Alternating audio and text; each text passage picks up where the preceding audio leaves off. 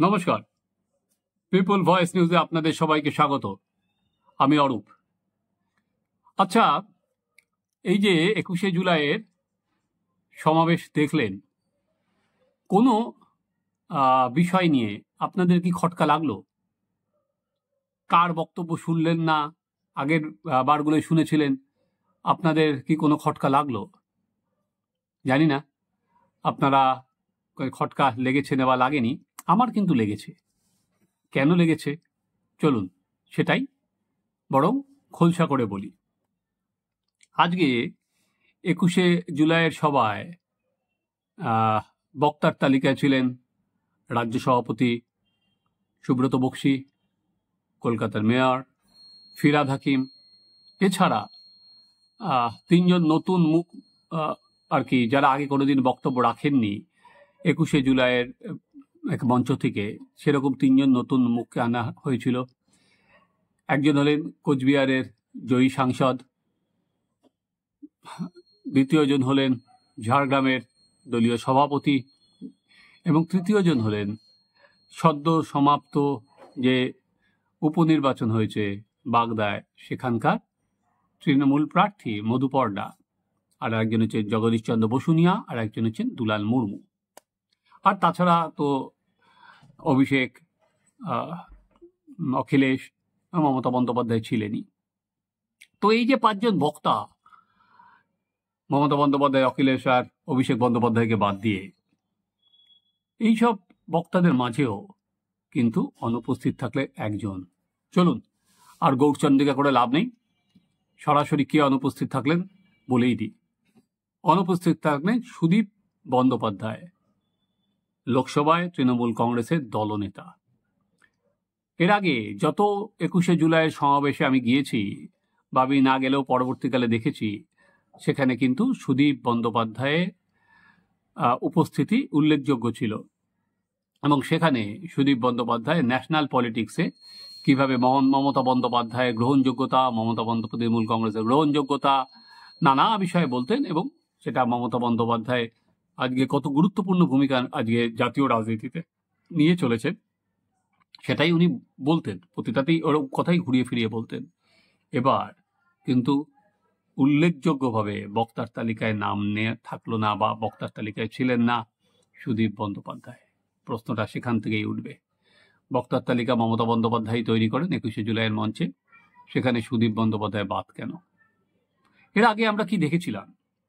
এর আগে আমরা দেখেছিলাম যে সুদীপ বন্দ্যোপাধ্যায়ের সঙ্গে অভিষেক বন্দ্যোপাধ্যায়ের সম্পর্ক কিন্তু কোট আনকোট মধুর বলে জানা যায়নি।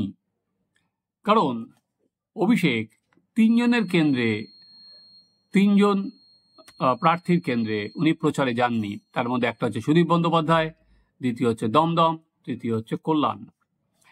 শ্রীরামপুর, দমদম এবং উনি প্রচারে যাননি হচ্ছে উত্তর কলকাতা। সেখানে তিনি পরিষ্কার ডিস্টেন্স উনি মেনটেন করেছিলেন।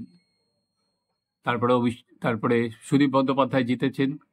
তারপরেও শোনা যায়, যেহেতু অভিষেক বন্দ্যোপাধ্যায় দলের অন্দরে প্রশ্ন তুলেছিলেন যে একটা বয়সের পর যারা সিনিয়র তারা অনেকটা মার্ক দর্শমণ্ডলীর ভূমিকা গ্রহণ করবেন, জুনিয়রদের এগিয়ে দিতে হবে।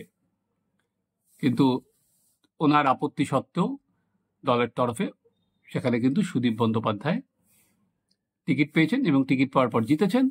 এবার তারপর গিয়ে উনি লোকসভায় তৃণমূল কংগ্রেসের দলনেতাও হয়ে গেছেন। সেটা নিয়েও অভিষেক খুশি নয়, সেটাও কিন্তু তৃণমূলের অন্দরের খবর। এবং লোকসভায় অভিষেক বন্দ্যোপাধ্যায় কিন্তু পদাধিকার বলে দিয়ে সাধারণ সম্পাদক হলেও উনি কিন্তু লোকসভায় পদাধিকার বলে সুদীপ বন্দ্যোপাধ্যায়ের অধীনেই থাকেন। কারণ উনি একজন সাংসদ, সুদীপ হচ্ছেন লোকসভার বিরোধী দলনেতা, তৃণমূলের দলনেতা। তো এই হলো লোকসভার বিরোধী দলনেতা বাদ গেলেন কেন? মঞ্চে দাঁড়িয়ে অভিষেক বন্দ্যোপাধ্যায় যে কথাটা বললেন, সে কথাটা আপনাদের বলি। পুরনোদের অভিজ্ঞতা আমাদের কাজে লাগাতে হবে, সঙ্গে সঙ্গে নতুনদের উদ্দীপনা আমাদের কাজে লাগাতে হবে, দুজনের মেলবন্ধন ঘটাতে হবে। খুব ভালো প্রস্তাব আকারে নিশ্চয়ই, কারণ এইটা যেটা বারবার করে তৃণমূল কংগ্রেসের অন্যতম বড় একটা সমস্যা ছিল, যারা যুব তৃণমূল বা নব তৃণমূল এদের সঙ্গে যারা পুরনো তৃণমূল অনেক সময় খাওয়ানো যাচ্ছিল না, সেটা নিয়ে দলের মধ্যে নানা রকম চাপানোতর হয়েছে, নানা রকম সমস্যা দেখা দিয়েছে, নেতৃত্বকে হস্তক্ষেপ করতে হয়েছে, কিন্তু একটা মেলবন্ধনের সমস্যা ছিল। সেখানে দাঁড়িয়ে অভিষেক বন্দ্যোপাধ্যায় কিন্তু পরিষ্কারভাবে বার্তা দিয়ে দিলেন যে পুরনোদের অভিজ্ঞতা এবং নতুনদের উদ্দীপনা দুটোই কাজে লাগাতে হবে। একইভাবে মমতা বন্দ্যোপাধ্যায়ও কিন্তু একই বার্তা দিয়েছেন। বার্তা তো দেওয়া হলো, বোঝাই গেল, কিন্তু সেখানে নতুনদের আমরা দেখতে পারলাম, কিন্তু সুদীপ বন্দ্যোপাধ্যায়, দীর্ঘদিনের মমতা বন্দ্যোপাধ্যায়ের একান্ত সৈনিক, তিনি কিন্তু বক্তার তালিকা থেকে বাদ চলে গেলেন।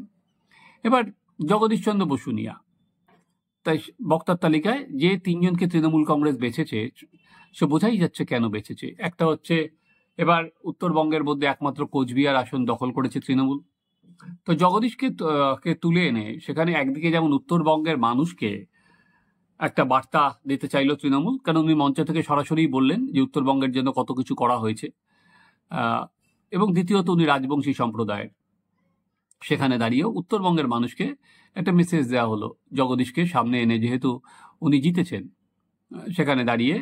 এবং মমতা বন্দ্যোপাধ্যায় পরবর্তীকালে কিন্তু বললেন যে মালদায় কেন আমরা পেলাম না, বাড়াতে হবে, মালদায় আমাদের দুটো একটাও কেন পেলাম না, সেটা মানে আমার আমসত্ত্ব দুটোই চাই 26-এ, সেটাও উনি বলেছেন।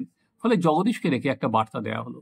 তেমনিভাবে মধুপর্ণাকে রেখে যে বার্তাটা দেওয়া হলো, একটা তো ইয়ং জেনারেশন, তেমনি মতুয়া সম্প্রদায়ের মানুষের কাছে, যে মতুয়া সম্প্রদায়ের সঙ্গে তৃণমূল কংগ্রেস বা মমতা বন্দ্যোপাধ্যায় আছেন। যদিও আমার মনে হলো যে মধুপর্ণা নতুন আজকে উঠেছেন, এত বড় একটা মঞ্চ পেয়েছেন, আর একটু প্রস্তুত হয়ে আসলে হয়তো ভালো হতো, কারণ এত বড় জনসমাবেশে তো ওনার কোনো বক্তৃতা দেওয়ার অভিজ্ঞতা ছিল না। তো নতুন একজনকে তুলে দেওয়া হয়েছে, এত বড় একটা মঞ্চ পেয়েছেন, আর একটু প্রস্তুতি নিয়ে হলে হয়তো ভালো হতো, কারণ কিছু কিছু জায়গায় খুব খাপছাড়া লেগেছে।